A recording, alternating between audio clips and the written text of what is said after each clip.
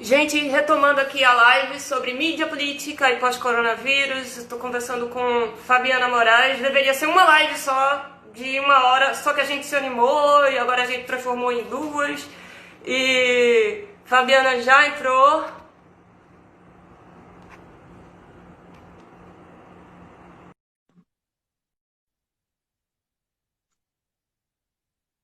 Rebeca já entrou também.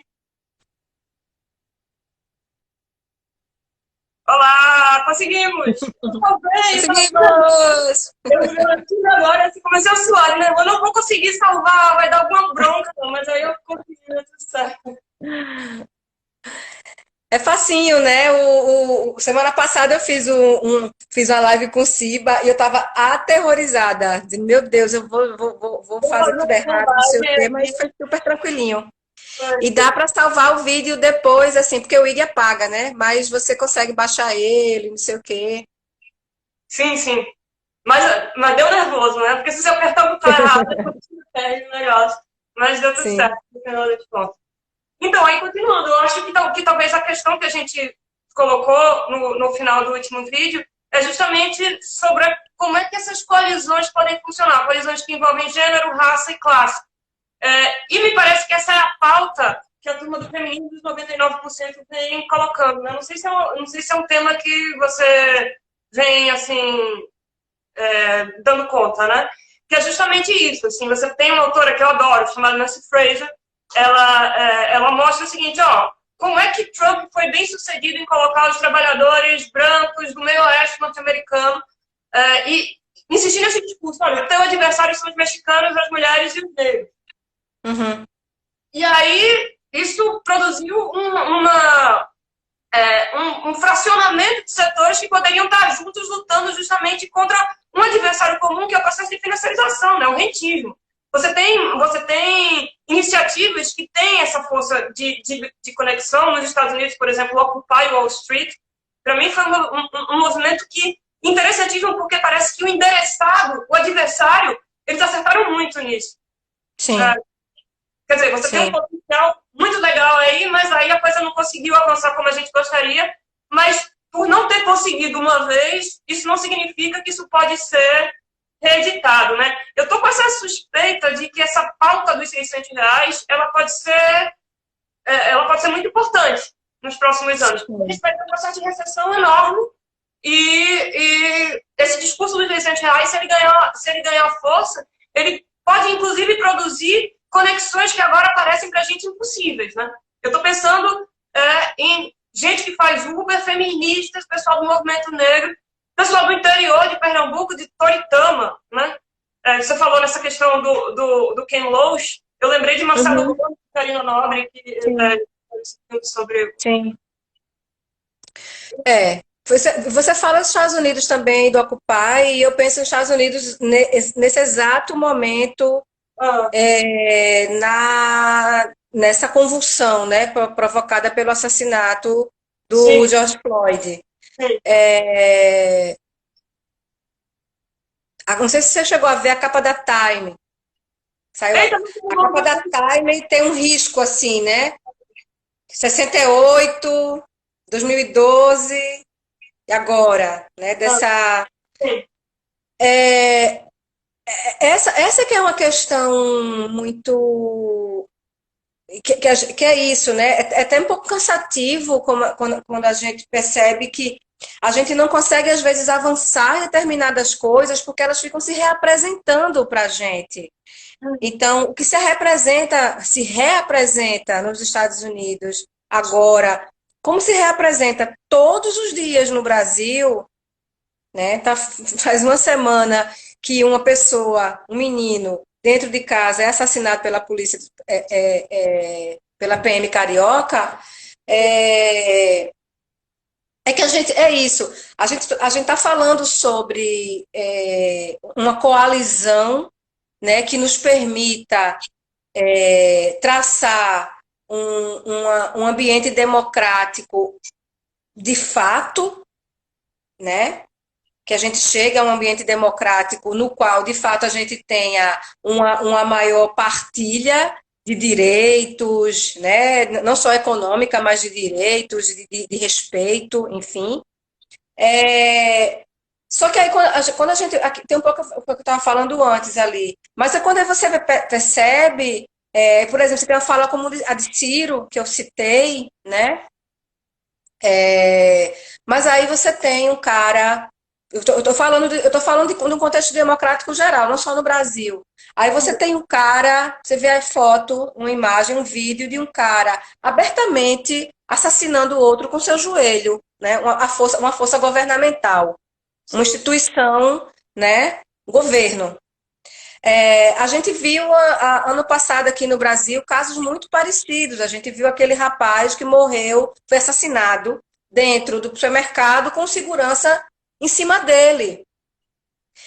Então, como é que a gente vai conseguir falar em coalizão para um determinado grupo, um determinado enorme grupo de pessoas, quando a gente tem esse tipo de questão se atravessando na nossa frente?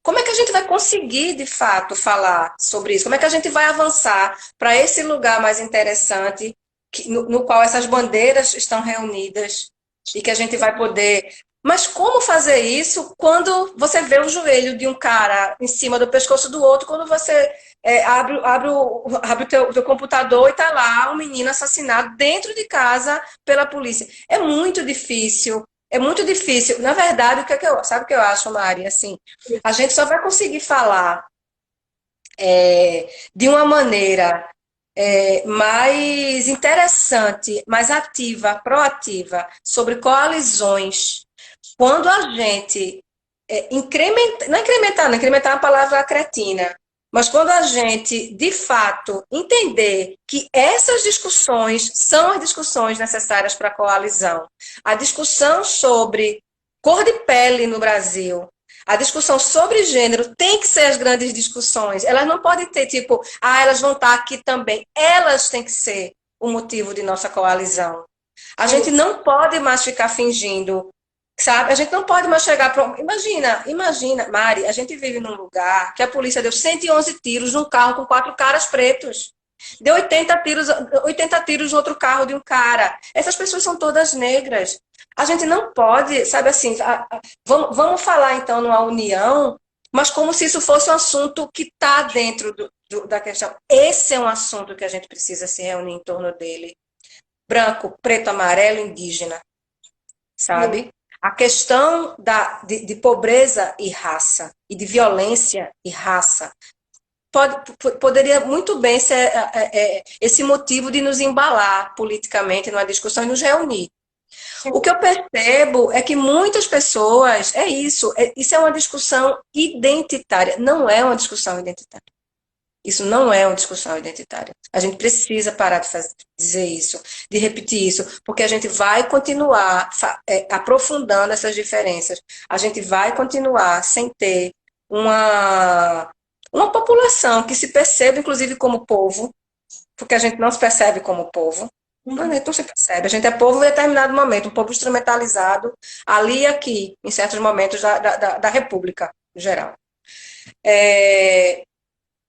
E aí, para mim, especificamente, é isso. Às vezes eu fico pensando, cara, como é que eu vou ficar falando sobre coalizão e a gente se juntar e discutir, não sei o quê, quando isso é visto como uma coisa à parte? Então, qual é a grande discussão que a gente vai ter? Qual é a nossa grande discussão? Ela interessa a quem? Que pautas estão na nossa grande discussão?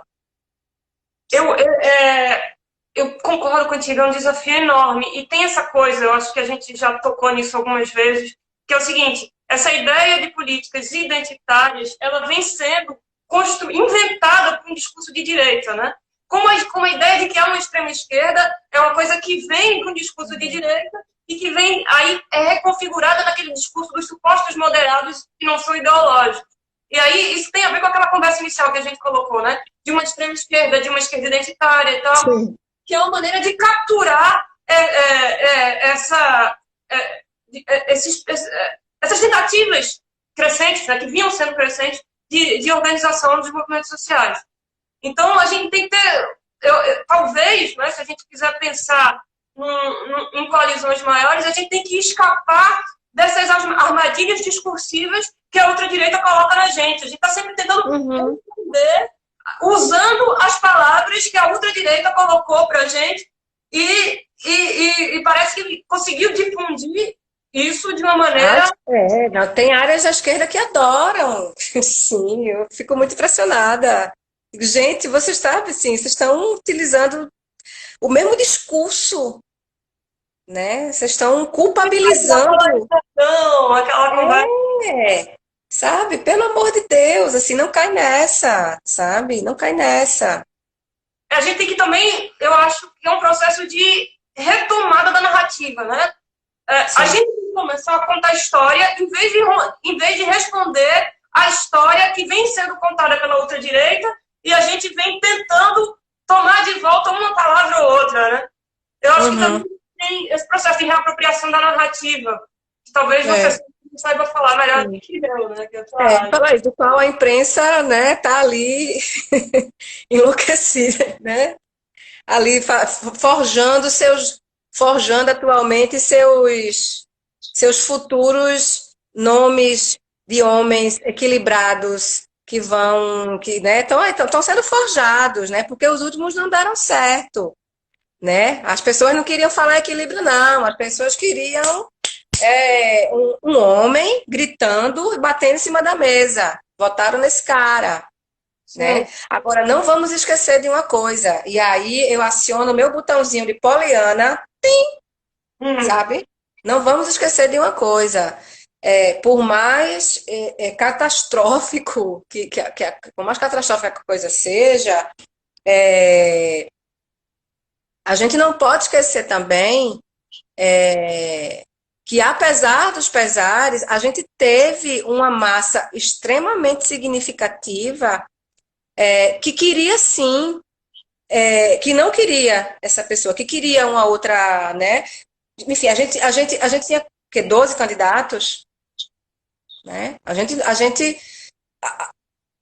A eleição era uma eleição, isso é bastante falado também, mas a gente tinha candidato para cima e para baixo. A gente não tinha tanta representatividade de gênero, mas de partidária a gente tinha. E a gente teve um número recorde de abstenção, né? A gente teve esse número recorde de lavador de mão. E lavadora de mão. Conheço várias pessoas que viajaram, que deram no pé para não votar, porque não iam votar em nenhum dos dois. Então, o que a gente. Aquilo que você falou também já tão bem, né, Mari? Assim, a gente tem uma massa barulhenta dessa ultradireita, mas a gente tem também. A gente tem uma grande quantidade, tem um público que está aí silencioso também, que não está mapeado, sabe? Que a gente não sabe muito bem o que essas pessoas vão fazer na próxima eleição, não. Eu vejo muitas vezes as pessoas muito impressionadas com o barulho que essa ultradireita está fazendo. Não tô subestimando de forma alguma, não subestimo essas pessoas, até porque essas pessoas têm um empresariado bastante forte por trás, né? Mantendo essas pessoas, mantendo essa política. Hoje saiu uma pesquisa na Folha, 70% dos empresários gostam do governo de Bolsonaro. Mesmo? Ainda? 70%. 70%. Então, assim, isso é assustador. É assustador. Mas, ao mesmo tempo, isso. Eu não sei também como é que se deu a pesquisa, né? Eu não sei como é que foram feitas. Mas a gente não pode também esquecer que é isso, assim, a gente teve uma quantidade muito significativa de pessoas que votaram, né, 45 milhões de votos de pessoas que não queriam votar necessariamente no Fernando Haddad, queriam votar em Ciro, queriam votar em Marina, queriam votar em não sei o quê, mas que foram para ali para não votar em Bolsonaro, que a gente não pode desconsiderar essa quantidade de pessoas aí, nem a quantidade de pessoas que se abstiveram. Alguém escreveu aqui que foram 31 milhões de pessoas, que brancos e nulos, né, na verdade. Então, assim, que cenário, o que é que isso mostra para a gente também em termos de eleição mesmo, do que está por vir, né? Eu acho que que tá muito mexido ainda e não tem nada claro em relação a quem é esse público que vai votar. Quem são essas pessoas que vão votar? E aí eu fico pensando, pós-pandemia, pós R$ 600 na conta, que não vai nem tão cedo esse dinheiro vai poder sair da conta das pessoas, como é que eles vão, como é que esses R$ 600 vão ser instrumentalizados no discurso político de logo mais? Né? Porque a gente tem isso, tá gravado. A gente tem um governo que primeiro disse que R$ 200 davam conta, as pessoas iam receber R$ 200, né? Vem aí o Congresso, não sei o quê, vários movimentos sociais também fizeram pressão, vários atores da política, institucional ou não, dizendo não, R$ 500 eles colocaram para 600.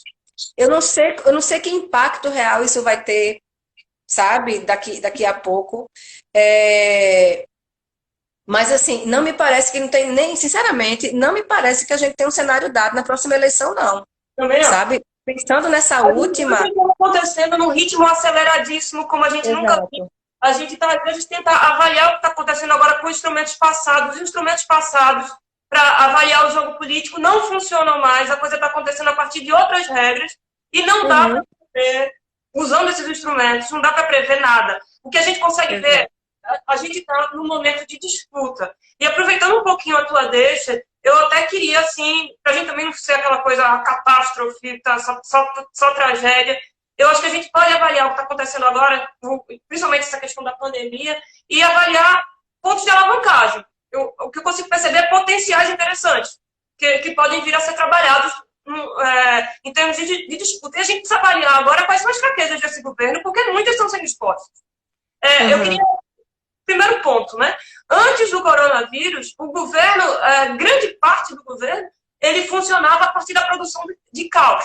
O que é o ministro do Meio Ambiente, o ministro os olavistas, principalmente, né? O ministro das Relações Exteriores e o ministro da Educação.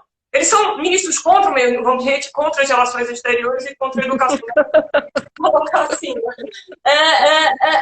Produção de caos para destruir as instituições. E, terrivelmente, isso, de certa forma, vinha funcionando. Essa estratégia de governar produzindo caos. Agora, a gente está num momento de pandemia e que a gente precisa de um grupo de pessoas que saiba gerir, saiba resolver problemas. Esse governo já mostrou em muitos momentos que ele não sabe resolver problemas.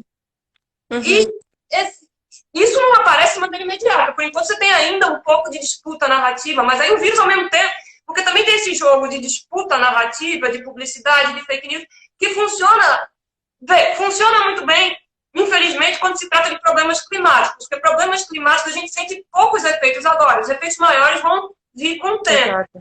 O coronavírus ele tem efeitos imediatos, então as pessoas sentem na pele, concretamente. Isso muda as regras do jogo. Isso muda um pouco esse jogo narrativo, ele deixa de funcionar também na medida em que a gente tem questões urgentes e concretas. Então, nos próximos meses, nos próximos anos, acredito por conta do coronavírus e ainda das consequências imediatamente posteriores, a gente vai precisar de pessoas que saibam gerir e resolver problemas. O governo não sabe fazer isso. Como é que o discurso de Paulo Guedes, ultraliberal, ultrapassado, inclusive, ultrapassadíssimo, do ponto de vista de economistas liberais, minimamente racionais, como é que esse discurso de Paulo Guedes vai se sustentar em curto e médio prazo? A gente não pode se esquecer também das contradições internas desse governo. Você tem a ala guedista, que a ala guedista está muito associada a esse apoio generalizado que você acabou de mostrar do empresariado, esse 70%, essa coisa assustadora que eu não sabia, que você acabou de me dizer. Então, se Guedes não continuar do governo, eu não sei se esse apoio todo dos empresários vai continuar, não, né? No momento de recessão, em que o governo não sabe, não tem respostas mínimas em termos de gestão, eu não sei se essa turma do empresariado vai continuar apoiando, não. E ainda mais, a gente vai ter um processo que talvez o próprio governo tenha que apoiar esses R$ 600 para conseguir se sustentar. Para o horror de Guedes. Pois é. Eu acho que a fissura vai vir daí. A fissura vai vir daí, porque vai ser uma maneira de garantir, possivelmente, não sei se, né, mas de tentar, por exemplo, uma reeleição, é a manutenção desse dinheiro, ou enfim, outro tipo de ajuda que apareça, ou 500 diminui para 500, enfim, não sei. Mas essa questão, esse auxílio emergencial, ele é como é que eu posso dizer, uma lanterna, né, que faz brilhar uma possível reeleição. Só que isso não é interessante para a política econômica que Guedes quer implementar. Isso. Não é. Então, me parece que daqui a muito pouco isso vai ser a manada de elefante na sala deles vai ser essa. O que é que a gente faz? Tira Guedes. Sim. E aí o empresariado faz o quê? Desembarca desse negócio, né? Desembarca desse governo. Eu li ontem um artigo que também tem outro aspecto que eu acho que é importante, né?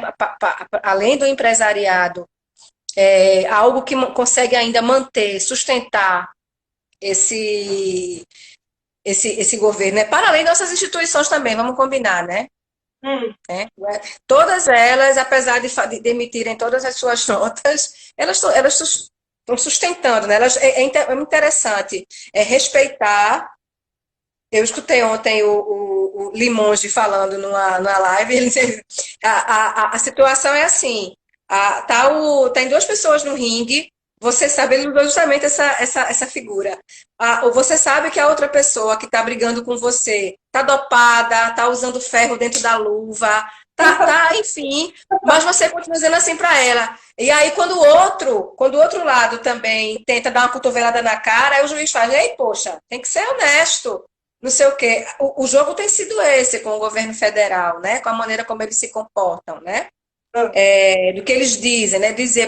Você abertamente dizer que Aras pode ter que o teu acusador vai ser beneficiado se ele é um escândalo, é um escândalo. Eu tenho que ter escândalo e a gente. Mas vamos combinar uma coisa, Mari. Se Bolsonaro fosse mulher, Bolsonaro não estava no posto mais. Bolsonaro não estava no posto dele. A permanência de Bolsonaro passa pelo gênero. Bolsonaro não estaria no posto, não seria mais o presidente se a gente estivesse falando de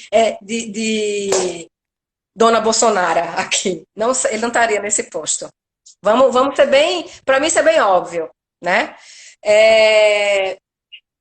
Então, assim, a gente tem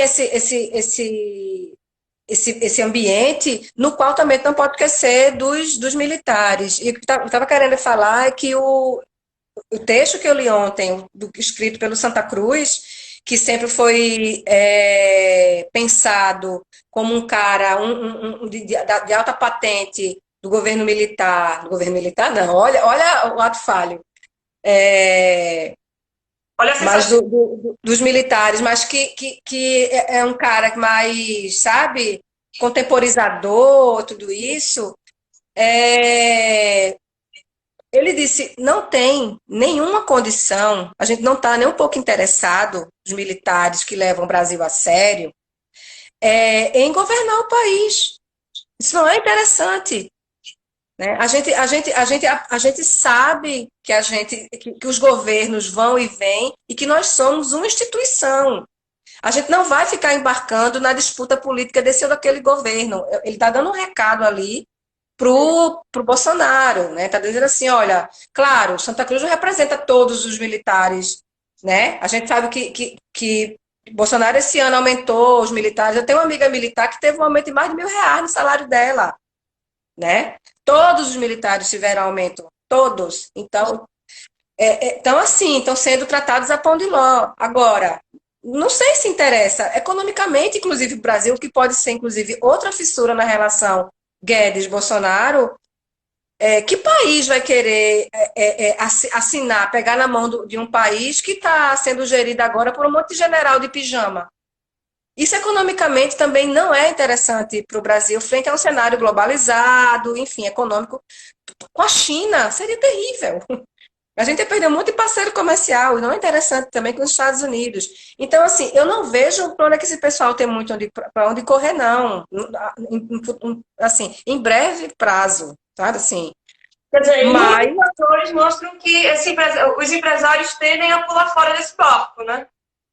sim, exatamente. A gente precisa trabalhar uma esquerda mais astuta, precisa trabalhar essas contradições internas do governo Bolsonaro e, ao mesmo tempo, começar a, voltando àquela questão que a gente já colocou, tomar conta da narrativa, né? Em vez de somente responder a narrativa que eles colocam, inclusive ao jogo de palavras que vem deles, ideologia de gênero, polarização, uma série políticas identitárias, uma série de politicamente correto, uma série de...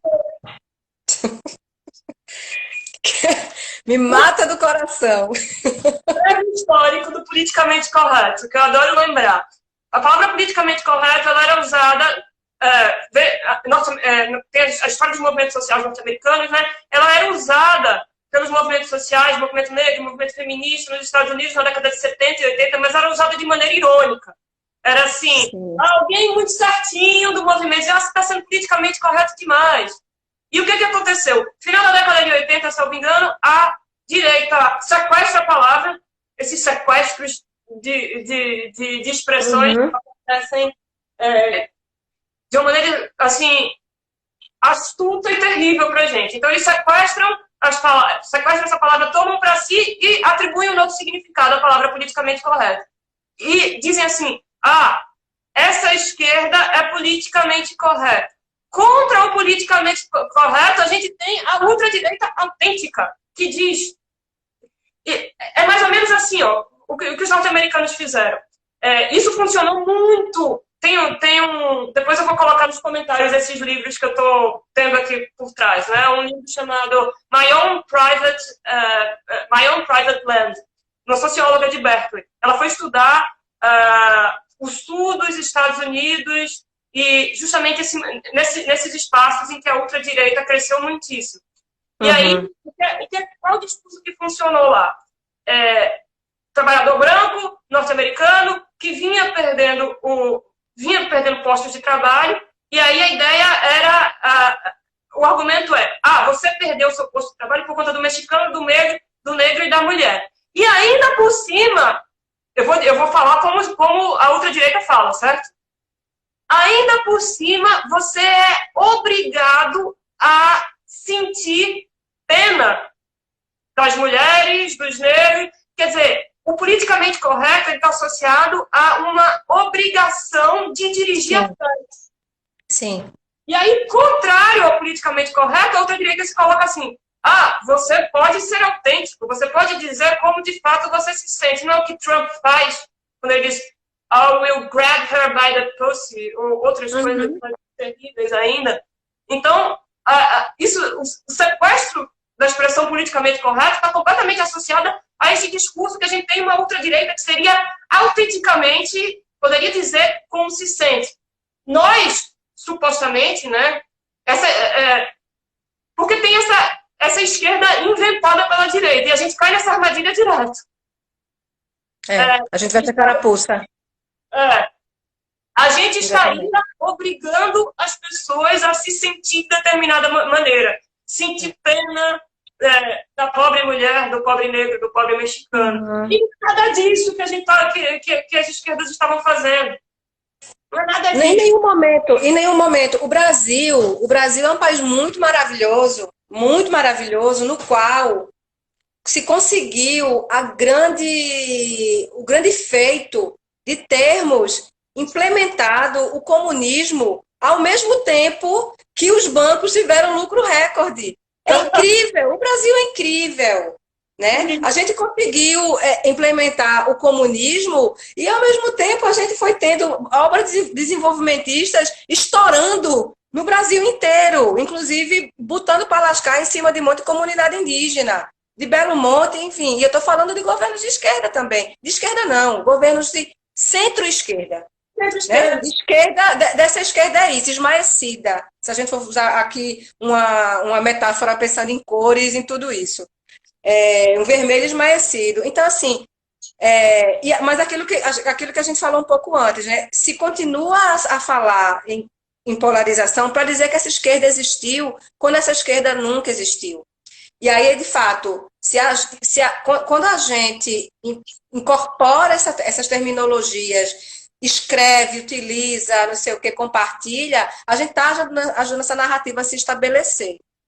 Não, eu acho que a gente precisa se ligar muito nisso agora, seja como, sabe, como discente, como docente, como ativista, como professor, como qualquer coisa, como motorista de Uber, como, sabe,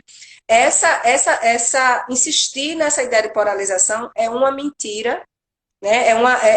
É pensar em vamos procurar então agora uma saída para um Brasil melhor, porque a gente viu que as duas maneiras não deram certo, como se outra em algum momento a gente tivesse existido. É tão maluco porque a narrativa consegue fazer isso, né? A coisa repetida que vira verdade, que Nelson Rodrigues falava, a gente de fato acha que viveu algo que a gente nunca experimentou. A gente nunca experimentou. Então, hoje no Brasil tem muita gente que acha que a gente já passou por governo comunista. Né? Tem gente que acha que a gente tá à beira de uma experiência socialista radical. Sei lá o que seria isso. Mas, enfim. Mário, eu estou preocupada um pouco com a pergunta do que Diego queria que a gente fizesse umas perguntas, era isso? Eu não sei. Pra gente fazer o quê? Responder as perguntas das pessoas. Eu acho que é isso. Eu acho que vocês têm que falar com a gente aqui. É melhor, porque a gente não consegue ver o. Eu vou pedir para ela fazer uma pergunta. Faz uma pergunta, Rebeca. Porque a gente está recebendo algumas perguntas por WhatsApp, mas eu não posso abrir o WhatsApp aqui agora. Então é melhor mandar aqui. Pois é.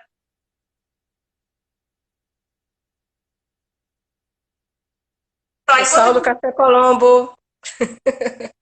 Por favor, comparecer à frente de loja. Tinha alguma pergunta aí para tu, Mário? Tu chegou a... Isso, agora... não. Agora estão usando muito o termo... adorei essa pergunta. O novo normal. O novo normal. Oi, Lia. Pois é, aí tem esse jogo, né? O que é que vai... Como vai ser esse mundo pós-coronavírus? Aí tem aqueles que dizem, não, como é que a gente vai voltar a um suposto processo de crescimento que acontecia no passado? Como é que a gente vai lidar com o novo normal? Só que essa expressão novo normal já é antiga. Não sei. Eu acho que a boa notícia de um mundo pós-coronavírus, aí eu quero até tocar num ponto que talvez valha a pena a gente conversar. Porque o que o vírus mostra, no final das contas? Que a gente é vulnerável, que a gente está exposto a perdas muito significativas. E o que eu gostaria que acontecesse num contexto pós-coronavírus é que a gente pudesse sentir de fato que somos vulneráveis, sentir as perdas e viver um processo de luto. O que é luto? O luto envolve entender que a gente é vulnerável, entender que a gente perdeu, entender que aquela imagem que a gente tinha sobre a gente mesmo, e nesse contexto do empreendedor de si, essa imagem de si que veio sendo construída para as pessoas, dos brasileiros, para os norte-americanos, estava muito associada à noção de indivíduo. Então, talvez a gente compreenda que tem alguma coisa que precise de fato morrer, que é justamente esse modelo de indivíduo, que vem calcando a maneira pela qual a gente planeja e age nas relações sociais. Se a gente deixar que o indivíduo morra, se a gente perder essa imagem da gente mesmo como indivíduo, a gente talvez comece a ser sujeito. Sujeito ligado a outros seres humanos, sujeitos que são constituídos socialmente, sujeitos que não vão resolver problemas sozinhos, sujeitos que vão ter que se juntar com outras pessoas. Exato. Eu acho que até Júlio perguntou algo que tem muito a ver com o que você está falando agora, Mária. Assim, de que maneiras a gente pode ser protagonista de nossas narrativas. Eu acho que tem muito a ver com isso que você está falando. Eu sempre fico com medo, assim, de parecer que eu estou num papo meio. Porque é foda, porque até isso é, é, serve de material para a graça do outro, para que tirem onda de você quando você trata sobre essas questões.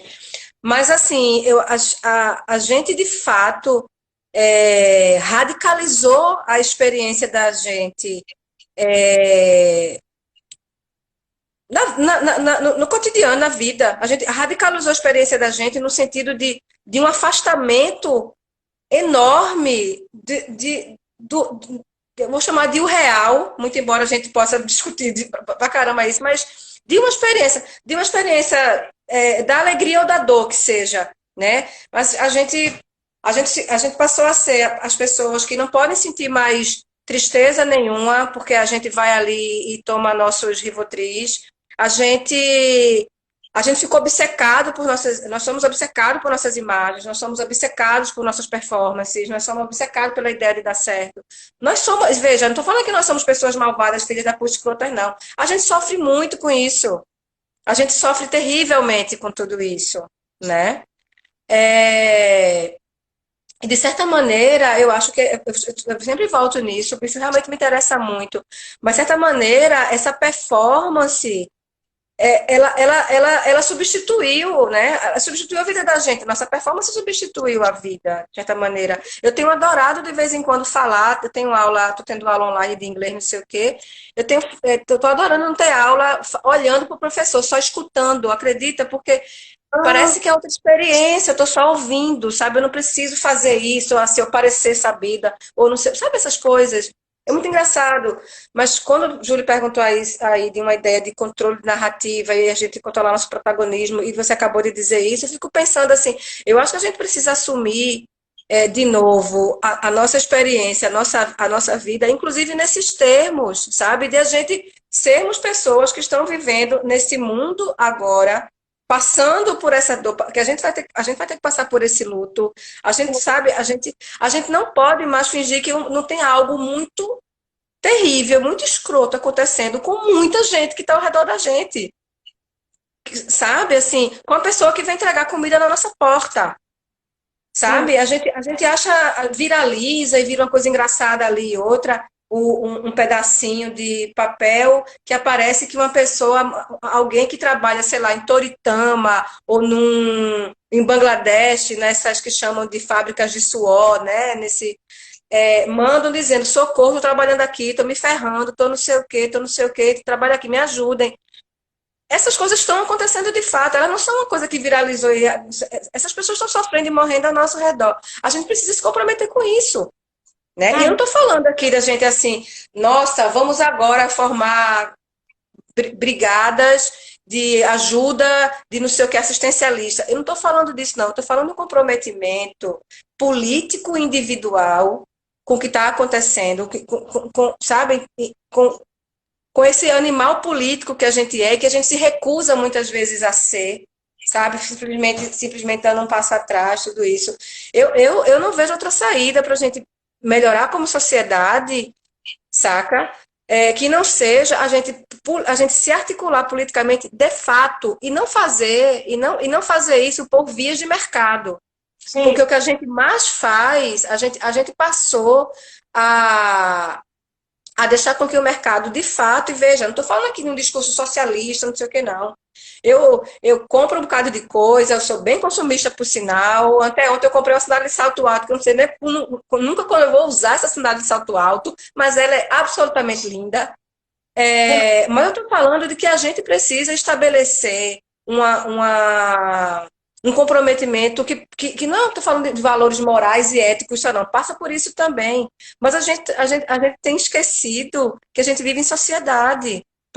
Cada vez mais dentro dessas pequenas microbolhas, que aí é isso, que tem puta significado em termos políticos, quando, por exemplo, a ultradireita pega esse nosso comportamento em rede, né, todas essas questões, e aí elege um Trump, e aí vem o Brexit, e aí vem o Bolsonaro, e aí vem tudo isso. Isso tem totalmente a ver com o comportamento da gente também, tecnicamente, assim, autocentrado e ao mesmo tempo coletivo em termos. Coletivo que se dá, que é orientado para determinado tipo de empresa, né? A gente vai ali, a gente consegue ter um sentimento de coletividade quando a gente está dentro do Facebook. Não estou falando que o Facebook é a pior coisa do mundo, não, de forma alguma. Eu acho que tem coisas interessantíssimas que a gente pode tirar daí, Twitter, tudo isso. Mas a gente pensou a se pensar coletivamente através de plataformas, né? E aí, cada vez mais se esquecendo, eu acho que também de uma certa. É isso. Eu já falei pra caramba. Eu fico. Não, deixa que você colocou e fazer umas conexões aí, porque teve essa pergunta sobre o novo normal, né? Sobre a questão da perda, do luto e desse modelo de indivíduo. Essas três, tu estava articulando essas três coisas. E aí eu acho que tem uma coisa que ajuda muito a gente a pensar esse problema. Por que é tão importante que a gente para construir uma outra narrativa não capturada por essa da ultradireita, a gente tem que perder alguma coisa primeiro, sabe? A construção não é do nada. E o que eu insisto, por que precisa ser perdido para que a gente consiga fazer algo novo? A gente vem sendo capturado há algum tempo por esse discurso do indivíduo. Até os movimentos sociais, por vezes, caem um pouco nessa armadilha. O movimento feminista, por exemplo, não a outra direita, mas empresários pegam essa ideia de empoderamento e transformam em propaganda de absorvente, sabe? Então, então é isso, o mercado termina capturando essas demandas, né? Então você vai ter fortemente a questão da mulher negra para vender produto para ativar cachos. E aí, simplesmente, você colocar mulheres negras na propaganda ou numa novela, que é massa, é muito legal que a gente tenha esse tipo de visibilidade, mas a gente não pode acreditar que nossa visibilidade, nosso ser político vai se dar por força de mercado, minha gente, né? O cara continua sendo morto com o joelho de um policial no pescoço dele, muito embora você tenha um mercado para vender produtos de beleza para pessoa negra, como a gente nunca teve no mundo atualmente. Mas essas pessoas continuam sendo assassinadas. É disso que eu estou falando, assim, eu acho que a gente precisa parar como é que eu posso... Tem um termo específico para isso, que eu não estou conseguindo me lembrar, que Maria Eduarda Rocha fala muito, né? Mas a gente está delegando, né, até o nosso ser político a esse tipo de estratégia mercadológica, de rede social, do que seja. Então, assim, o controle da narrativa também passa por aí. Passa por aí. E eu acho que passa por um processo que talvez o coronavírus tenha a capacidade de catalisar, que como é que a gente vai dar passos, talvez não seja rápido e de uma vez por todas, mas como é que o coronavírus pode nos ajudar a mostrar os limites desse discurso do indivíduo e do empreendedor? Vem mostrando de muitas maneiras, né? E aí eu queria dizer, para que a gente possa reapropriar, para que a gente possa ter contar a nossa história, isso a gente tem que usar estratégias para permitir que esse discurso do indivíduo, do empreendedor, ele morra. Mas para mostrar essa disputa, eu acho que um exemplo que tem me ajudado a pensar essa questão do coronavírus é o que aconteceu nos Estados Unidos em 11 de setembro. Pós queda das Torres Gêmeas. Você tinha um acontecimento ali que poderia mostrar a vulnerabilidade dos Estados Unidos, mostrar que aquele tipo de política norte-americana não estava funcionando e as políticas de guerra norte-americanas estavam produzindo uma belicosidade em termos internacionais imensa. Quer dizer, poderia mostrar uma vulnerabilidade e poderia fazer com que os norte-americanos repensassem o modo de vida deles. Mas aí, novamente, a ultradireita é extremamente astuta. Em vez de permitir que o luto acontecesse, que a perda pudesse ser generalizada e sentida socialmente, o que aconteceu foi, como eu costumo dizer, um processo de luto interrompido, ou seja, um processo melancólico.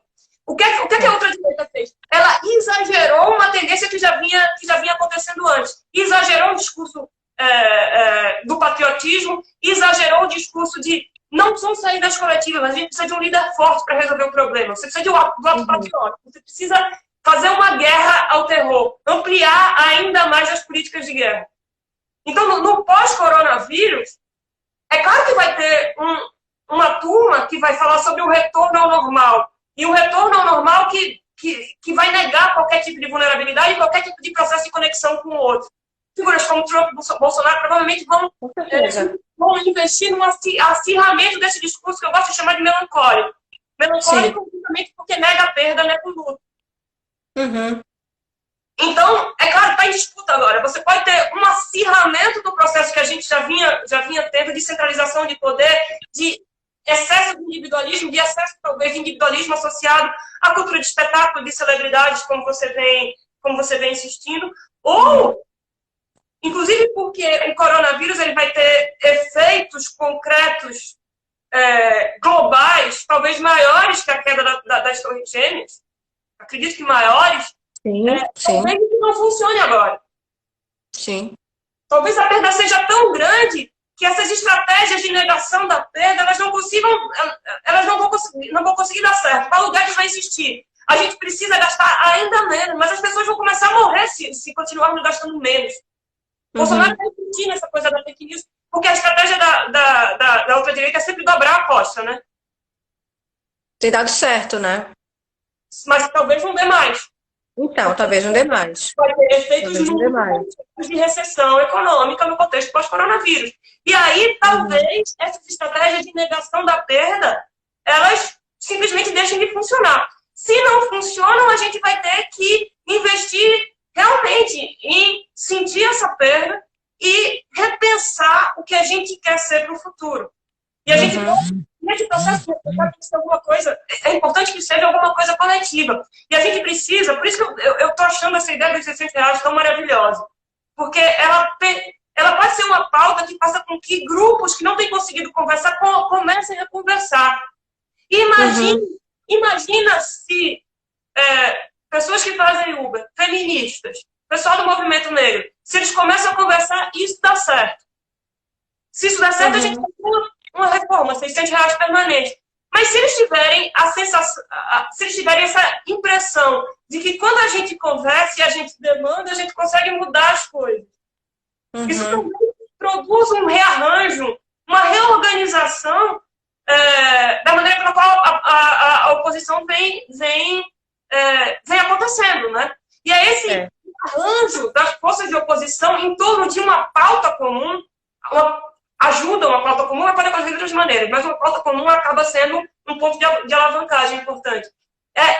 Que envolve, entende o que está em jogo? Você precisa perder o modelo de indivíduo e você precisa perder essa ideia de que a política é uma coisa dissociada da vida comum. Exato. Isso é importantíssimo. Perdendo isso, isso acontece. É bom lembrar uma coisa, né? Sujeitos, eles se constituem em processo. A gente, às vezes, não acredita que as pessoas podem fazer nada o horizonte das pessoas, às vezes, é muito curto. A gente não acha que ninguém vai conseguir mudar o mundo agora. Não vai conseguir porque o nosso horizonte de agora é extremamente restrito. Mas depois que quando a gente começa a se unir e as coisas podem vir a dar certo, às vezes não dão, mas podem vir a dar certo, a partir desse tipo de coalizão, o horizonte de futuro que a gente tinha antes, ele se desfaz. A gente pode imaginar o que é hoje inimaginável. Sim, sim. Então, tentando responder isso. Como é que a gente deixa de responder às questões, a pauta que vem sendo colocada pela ultradireita? Se reorganizando em torno de especificamente uma pauta específica e matando essa noção de indivíduo, de que a gente consegue resolver as coisas sozinho. Essa morte, esse assassinato do indivíduo, talvez aconteça via coronavírus, né? A gente, até é isso, né? A gente viu que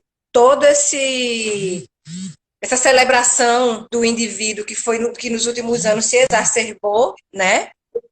E que foi muito, inclusive, absorvida por uma geração muito jovem, né? O que é bem assustador em termos políticos. A gente tem, de fato, agora quase que e aí sobre isso, né? A gente está falando, eu acho, sabe, Mari, assim, quando você fala também sobre algo que reúna todas essas, né, que você fala enfim, de grupos supostamente distanciados, o que a gente está falando, e mais uma vez, o diabos do coronavírus deixa muito claro, a gente está falando de concentração de renda. Sim. Né? A gente está falando sobre concentração de renda e como é que essa concentração de renda impacta nessas coletividades, né? Até Daiane fez uma pergunta aqui que eu vou até amarrar com isso. Ela perguntou aqui se a pandemia, acha que após essa pandemia será mais alavancado o sentimento individual ou coletivo. Ao mesmo tempo que eu vejo pensar... É porque eu deixei aqui, deixei Ao mesmo parada tempo aqui. que eu vejo o pensar em coletividade, eu observo também as pessoas se afastando e Pensando em si. Pois é, eu acho que é isso que está em disputa, né? Vai ter uma turma lucrando muito com esse modelo de indivíduo e sobrevivendo via modelo de indivíduo empreendedor, mas a gente não sabe se isso sustenta. E depende de como a gente vai nesse contexto pós-coronavírus. E assim, o que fica muito claro agora é que é isso. Dentro das questões que tangem a pessoas negras ou a pessoas trans, não sei o que, tem algo que hoje interpela a maioria de nós, que é a gente não está conseguindo sobreviver com os nossos ganhos. Eu não estou me colocando como sendo dessa turma, não. Eu sou hiper mega privilegiada, eu sou funcionária pública atualmente. Estou dando aula na universidade, tá tudo bem.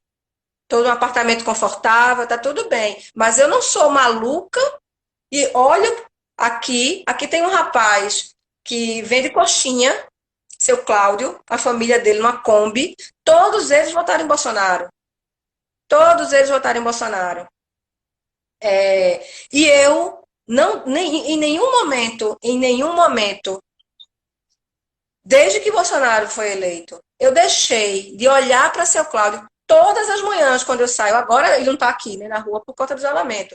De sair, tudo bom, seu Cláudio, para a mulher dele, a filha dele, a mãe dele, todos trabalhando nessa Kombi vendendo lanches aqui do lado. E eu entendo os motivos pelos quais seu Cláudio e a família dele votaram em Bolsonaro, inclusive. Eu entendo, inclusive. Eu não acho que toda pessoa que votou em Bolsonaro seja bolsonarista. Eu vejo diferenças aí. Eu acho uma sacanagem, inclusive, das pessoas que dizem que é tudo fascista, é tudo escroto, é tudo não sei o quê. Isso é uma mentira. Isso é uma falta de cuidado. E eu acho que esses elementos também são elementos importantes quando a gente está falando sobre essas coalizões. Por que eu estou falando isso?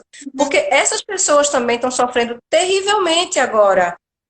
Terrivelmente. E o que une a todas essas pessoas agora, a maioria das pessoas no Brasil, é esse imenso constrangimento de poder levar a própria vida, de não poder, não ter plano de saúde nenhum, de não conseguir ter acesso a bens básicos, né? Eu acredito que esse aspecto trazido e deixado tão explícito pela pandemia pode ter um peso muito forte numa próxima eleição, sim. Não acho que a gente tenha que necessariamente começar a dizer, gente, vamos todo mundo nos unir, nossas bandeiras. Não é apenas isso. Mas é a gente observar que, de fato, a gente tem uma concentração de renda que aumentou nos últimos anos no Brasil, que está provocando toda essa onda de morte e de dor também, porque a gente não tem só pessoas morrendo por conta da pandemia. A gente tem um assassinato contínuo de pessoas no país. A gente tem a morte contínua de pessoas por doenças outras que estão associadas à má alimentação, que estão associadas a uma alimentação, a obesidades também. Bastante, uma subalimentação que esconde, que chama de falsa fome, que é algo muito comum em várias favelas. Rio de Janeiro tem uma epidemia dessa questão. Tem vários estudos sobre isso que demonstram essa subalimentação da população brasileira. dessa chamada classe C, inclusive. Então, assim, se essa questão hoje dessa concentração de renda imensa que o coronavírus está mostrando, né, que é muito mais grave do que a gente podia imaginar, e é isso, se a gente não se assume como seres políticos, né, que precisam pensar sobre isso, né, e transformar isso numa pauta, essa questão precisa ser pensada para a gente coletivamente. Nós estamos cada vez mais pobres, as pessoas estão cada vez mais pobres, e as pessoas são. A gente, hoje até Moacir, meu companheiro, me mostrou uma lista das 20 pessoas mais ricas do Brasil. Todas são homens. Banco Safra, né, o Safra, em primeiro lugar, com 25 bilhões. Depois vem o Lema, a Ambev, com seus. Que está, inclusive, você sabe isso muito melhor do que eu, investindo na política brasileira, não é à toa. Né? A segunda maior fortuna do Brasil, né, é um dos maiores financiadores da política nacional, né, o dono da Ambev. Então, assim, a gente precisa encarar de frente uma questão que eu acho que sim, pronto, nos une todos, concentração de renda, sabe? O que é que a gente vai fazer? O que é que a gente faz com isso? A gente vai ficar discutindo isso só em rede social? Em rede social é super importante, tem que discutir em rede social mesmo, tem que fazer meme, tem que não sei o quê, não estou falando. Tem que estar aí também, mas a gente tem que levar essa discussão para outro patamar. Sim. Né? Sim. Questões que nos unem. A gente tem que discutir sobre morte de pessoas pretas no Brasil de uma maneira mais coletiva. Não pode continuar sendo uma discussão de pessoas pretas. Não pode. Não dá. Então, eu acho que, e é isso, quando a gente tem uma pessoa assassinada dentro de casa, quando o governo está mandando ficar dentro de casa, no contexto da pandemia, e o João Pedro assassinado dentro de casa, bem, acho que a gente tem aí né, não faltam elementos que nos unam para uma discussão, né? E eu queria acrescentar, a gente precisa exercitar a nossa imaginação política. Por que eu estou insistindo tanto nesse ponto? Porque em 2000, pouco antes da eleição de Bolsonaro, um ano antes, ninguém imaginava que Bolsonaro ia ser presidente da República. Eu posso dizer mais ou menos a mesma coisa sobre Trump. Todo mundo achava uma piada. Trump não será presidente dos Estados Unidos.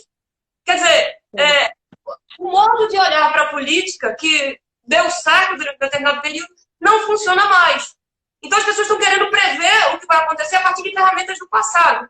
Um tipo de previsão desse tipo é o seguinte: a gente teve um bolsonarismo, aí entra o discurso da polarização, e agora, para resolver esse problema, a gente vai ter uma figura que vai moderada, que vai mediar essa polarização. Então teremos depois um Luciano Huck ou um Dória. Isso pode acontecer, mas eu não sei. Ninguém conseguia prever Bolsonaro. É difícil prever o que é que vai acontecer nas próximas eleições presidenciais depois da pandemia, minha gente. E aí eu queria tocar nesse ponto que você mencionou. A gente já está estourando o tempo de novo, Mari. Oi? A gente já está estourando o tempo de novo. Meu Deus do céu! A gente tem uma live de 6 horas. A primeira live de 6 horas da história. Me chama de Tereza Cristina. Meu Deus do céu. Deixa eu terminar. Quanto tempo a gente tem? Eu não sei, não. 2 minutos? 2 minutos?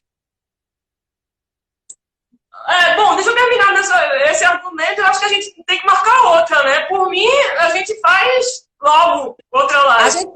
A gente faz as indicações dos livros em stories pro Café Colombo. Pode ser Café Colombo. E aí Mari termina a fala dela.